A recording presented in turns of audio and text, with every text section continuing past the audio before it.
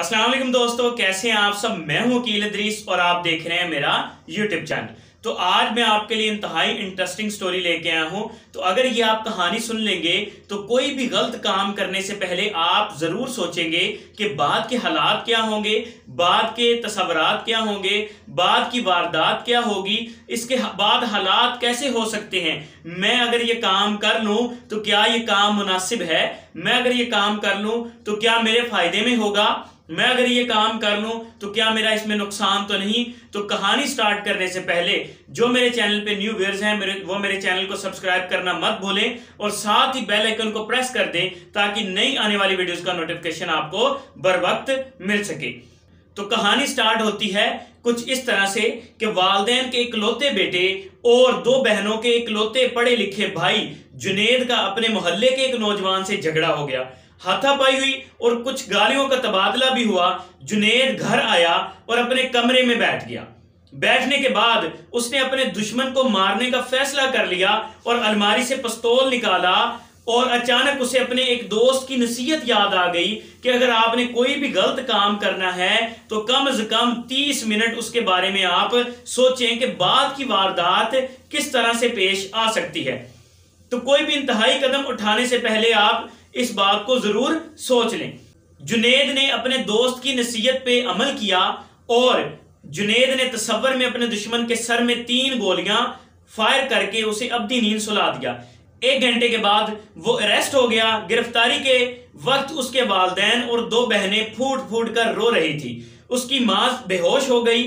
मुकदमा शुरू हुआ तो घर खाली होना शुरू हो गया। एक के बाद एक चीजें बिकती गई। बहनों के पास तालीम जारी रखना नामुमकिन हो गया और इनके डॉक्टर बनने के ख्वाब मुकदमे की फाइल में खर्च हो गए। बहनों के रिश्ते आना बंद हो गए और इनके सरों में चांदी उतरने लगी। जेल की सलाखों के पीछे हर हफ्ते वालिदैन और बहनें मुलाकात के लिए जाते। बहनों का एक ही सवाल होता, भैया अब हमारा क्या होगा, भैया अब हमारा क्या होगा, हमने अपने भाई के बिस्तर पर किसे सुलाएंगी, हम भाई के नाज कैसे उठाएंगी। भाई के पास कोई जवाब नहीं होता। फैसले का दिन आया और जुनेद को सजाए मौत हो गई। सजाए मौत की तारीख मुकर्रर हो गई।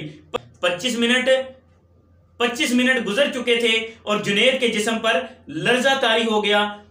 जेल में वो अपनी मौत के कदम गिन रहा था और घर में वालिदैन और बहनें अपने कर्ब और अजियत की जहन्नम में झुलस रहे थे। जुनेद की आंखों पर काली पट्टियां बांध दी गई और उसे फांसी घाट की तरफ ले जाया गया। 29 मिनट हो चुके थे। फांसी घाट पर पैर रखते ही 30 मिनट पूरे हो गए। जुनेद पसीना पसीना हो चुका था। उसके जिस्म में कपकपी तारी थी।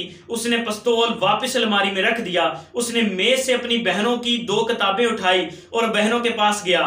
बहनों को मुखातिब करते हुए कहा कि मेरी प्यारी बहनों, तुम्हारे पढ़ने का वक्त हो गया है। खूब दिल लगाकर पढ़ो क्योंकि तुम्हें डॉक्टर बनना है। चंद माह बाद जुनेद की एक बैंक में अच्छी पोस्ट पर मुलाजमत हो गई। जुनेद की दोनों बहनें डॉक्टर बन गई। वो एक कामयाब और भरपूर जिंदगी गुजार रहे हैं। इन 30 मिनट की तस्वुराती वारदात और 30 मिनट के मुकदमे की कार्रवाई से जुनेद जो था अपने हालात से बाखबर हो गया और उसने कोई भी गलत काम या कोई भी गलत कदम उठाने से पहले ये चीजें सोची, उसको तस्वुरात में लेके आया। जैसे ही वो तस्वुरात में लेके आया तो उसने गलत कदम उठाने से पहले ये सारा काम सोच लिया। तो आज की ये स्टोरी जो थी ये तमाम स्टूडेंट्स को डेडिकेट मैं कर रहा हूं। मैं इसलिए ये स्टोरी सुना रहा हूं कि आजकल के नौजवान जो हैं, खून जो होता है इनका परजोश होता है और ये देखते नहीं है कि क्या हम गलत कर रहे हैं, ये क्या हम सही कर रहे हैं। और जब कर गुजरते हैं तो उन्हें पता चलता है कि मैंने वालिदैन के साथ या अपने साथ कितना बड़ा नुकसान कर लिया है।